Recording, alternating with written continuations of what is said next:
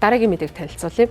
Женевийн дуудлага худалдаагаар ховор цэнхэр өнгөтэй алмазыг худалдсан байна. За ингэхдээ тус худалдаанд бол ихээхэн дээд хамжилт тогтоох үнээр буюу 21.5 сая $. Тухайн алмазыг худалдсан байна. За энэ алмаз нь бол маш ховор өнгөтэй, цэнхэр өнгөтэй ийм алмаз юм байна. За нийт каратын хэмжээ нь 10.3 каратын жинтэй.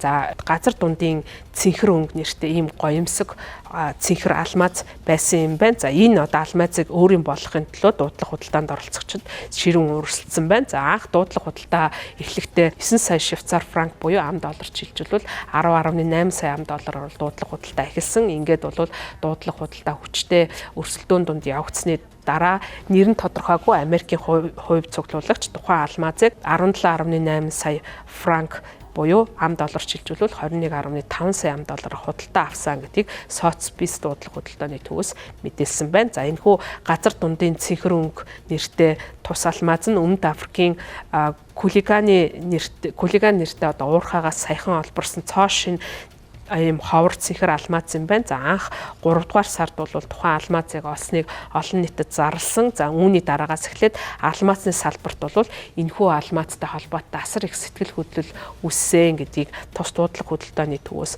мэдгдсэн байна. За мегмар гарагчийн нэгт болсон үзэсгэлэнгийн үеэр энэ алмаз нь тавигдсан. За харин өмнө нь бол өнгөрсөн сард Абу Дабид болсон Sotheby's-ийн анхны үзэсгэлэнгийн нэг хэсэг болгож нийтдээ 100 сая гаруй $-ын үн бүхий 7 онцгой алмаз эрдэнэ чулуунуудын хамт тавигдаж олон нийтийн анхны хүртэл болсон юм байна. За энэ алмазыг одоо тодорхойлж хэлэхдээ хамгийн одоо ховор алмаз чулуунуудыг хэрвээ пирамид болгох юм бол пирамидын оройд тухайн цэнхэр алмаз байна гэдгийг Хойд Америк, Европ, ойрхон орнд дох Sotheby's-ийн үнэт дийлэл хариуцсан дарга Queen Brung Абу Дабигийн шоуны үеэр хэлсэн байна. За мегмар гарагийн дуудлага худалдаанд үн хаялцуулагчаар тухайн одоо хүн ажилласан юм байна. За Queen Brung-ийн хувьд энэхүү эрдэнэ чулууг энэ үйлрэлийг тодорхойлогч чулуу гэж үнэлж за бидний борлуулсан хамгийн шилдэг цэнхэр алмазын тоонд бол багтана гэж мэдэгдэж байна. За харин Европын хамгийн том онлайн очир эдэн алмазын үнэт эдлийн 77 Diamonds нэртэй байгууллагын одоо дарга Tobias Cormid бол